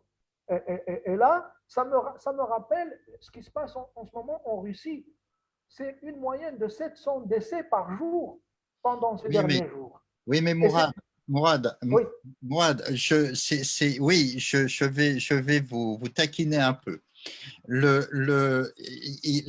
relations de type écologique, entre des consommations par pays, etc., ce n'est pas une preuve de relation de cause à effet. Pas du tout, c'est vrai, je suis d'accord avec vous. Voilà, donc c'est intéressant. Voilà. Par ailleurs, l'alcool, c'est l'alcool. D'accord, qu'il soit fort ou qu'il soit pas fort, ce qui compte, c'est la charge totale d'alcool en grammes par jour ou équivalent potentiellement plus que le degré. Hein, on est bien d'accord, je pense. Non, il y a un point sur lequel peut-être je devrais souligner, c'est que quand on parle d'un verre de vin rouge, un verre de vin rouge, il ne contient pas que l'alcool, il contient des produits qui vont dilater les vaisseaux. Tout ce qui est polyphénol, les flavonoïdes. Non, alors que le vodka, ce n'est pas la même chose. Non, c'est vrai. Le whisky, ce n'est pas la même chose. Oui, mais ce n'est pas l'alcool. Oui. Enfin, c'est le vin versus le vin rouge versus la vodka. Je suis d'accord. Parce qu'il y a des polyphénols. En tout cas, quelle que soit la signification de mon résultat, c'est simplement pour attirer l'attention. Oui, mais ça, c'est important. Que les pays dans lesquels il y a eu une forte consommation, c'est un peu comme le cancer en Grande-Bretagne. Il y a 5 cancers qui sont parmi les 10 premières causes de mortalité. 5 cancers. Donc, ça saute aux yeux. Quand on regarde cette courbe de mortalité en fonction du type de cancer, on voit bien que dans le Royaume-Uni, il est à la tête des pays qui ont payé un prix fort. Est-ce que c'est en relation avec le cancer? Peut-être. En tout cas, c'était un facteur de risque de plus. Oui, c'est aussi en rapport avec peut-être la politique menée par Boris Johnson au départ, hein, qui était quand même on laisse tout aller, et puis on verra bien ce que ça donne. Hein. Excusez-moi, mais il y a peut-être un peu de ça aussi. Hein. Voilà, donc bon, maintenant, tout le reste est à prendre en compte. En tout cas, quand vous dites dans votre culture, peut-être il est temps de mettre un peu d'eau dans son vin. Oui, absolument. Mais comme je suis français, je ne peux pas dire que du bien des Anglais, sinon je ne serais pas français. Donc, voilà. OK. Alors, Abdelatif, il y a d'autres gens qui voulaient intervenir, tu dis, parce que sur Facebook, je n'ai rien vu. Amine, il y a quelque chose qui m'échappe? Non, j'aurais voulu faire intervenir Marwan par rapport à la vitamine D, parce qu'il a, je pense, un avis un peu contraire. Il avait publié une étude là qui m'avait montré. Hi, Marwan, if you could tell us your point of view about vitamin D. I'm really sorry about the main part of the presentations were in French. I've tried my best to follow up. However, I saw some interesting data as well. But what I would like to underline is the point of the association between COVID-19 and vitamin D, and I would like to underline the word the association, correlation. This means that we didn't reach enough data, I think, to talk about cause-effect. In this direction, here in Italy, with the help of 7 colleagues from 7 different universities, we had published a position statement discussing the point of supplementation in general, and in specific the point of vitamin D. We don't have nothing against vitamin D supplementation. However, we need to be sure with very solid data, as my colleagues have evidence, that tell us that vitamin D may have a protective effect against the infection of COVID-19, or a positive impact on the outcome of patients with COVID-19 having COVID-19. I would like to underline the concept of the Mediterranean diet in general, including correct values of vitamin D, rather than thinking that I need to find the magic supplementation. If it is vitamin D, or it can be vitamin E or vitamin C, not the magic supplementation, but a complete, let's say, complete, healthy Mediterranean diet. Thank you.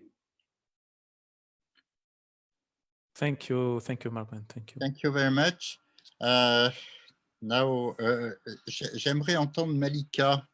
Est-ce que tu peux nous donner un petit peu ton avis un peu global sur tout ça?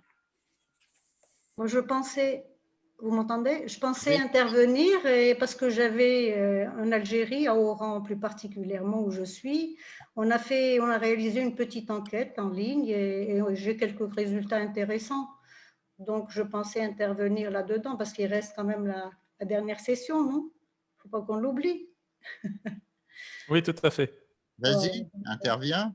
Oui. Oui, on va intervenir tout à l'heure, mais il y a une participante qui a posé une question depuis tout à l'heure. C'est pour toi, Amine, c'est pour toi. C'est Dr Misk Mouri que tu dois connaître, pharmacienne. Il pose la question, est-ce que vous proposez la supplémentation systématique du magnésium avec la vitamine D? Je ne sais pas si Malika, peut-être qu'on l'a coupé. Non, mais je crois qu'elle a dit qu'elle va intervenir. Hein? C'est bon? Donc, intervenir après. D'accord, ok. Je vais pouvoir répondre dans ce cas. Oui, oui. Non, comme j'ai dit par rapport à la supplémentation en magnésium, quand il y a déficit en magnésium, ça serait bien quand on supplémente en vitamine D, de supplémenter en magnésium aussi. Pareil, quand on a un déficit en magnésium, indépendamment de la vitamine D, il faudrait supplémenter, il faudrait enrichir aussi l'alimentation en magnésium. Maintenant, c'est des nuances en fait. Quelqu'un qui a un taux normal de magnésium, qui a déjà dans son alimentation suffisamment de magnésium, ou le déficit en magnésium ne pose pas de souci, Là, on peut donner de la vitamine D sans problème. Maintenant, si c'est fait sur une plus longue période, là, il faudrait quand même faire attention au taux de magnésium. Mais dans tous les cas, même si on ne donne pas le magnésium avec la vitamine D, le corps va aller chercher le magnésium là où il est, dans le cerveau, dans l'os, etc. Donc, il faudrait, enfin, en fonction des cas, on pourrait supplémenter ou non en magnésium. Donc, la durée est importante et le dosage aussi est important de vitamine D et le statut en magnésium aussi. Donc, ça permet de déterminer si, jusqu'à quel point on supplémente. Voilà, merci. Ok, donc Jacques. Y a-t-il, tu voulais intervenir, Malika?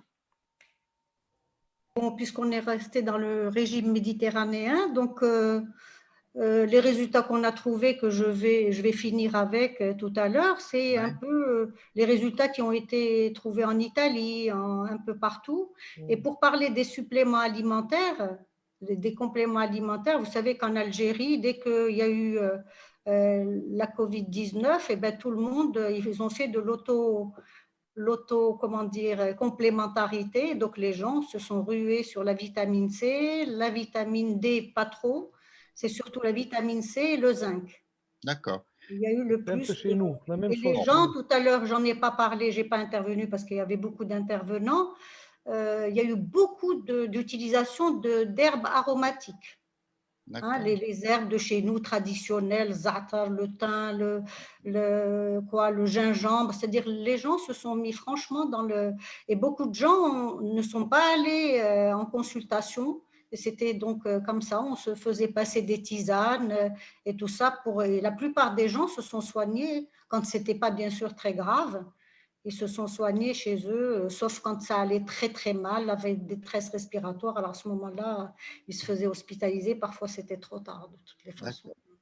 Bon, ben, on va clore. Merci Malika. On va clore cette partie parce que le temps passe. Bon, il y avait beaucoup de discussions sur ce sujet, mais il faut qu'on avance. Donc, je vais repasser la parole à Abdelatif et à Amine pour la dernière partie de ce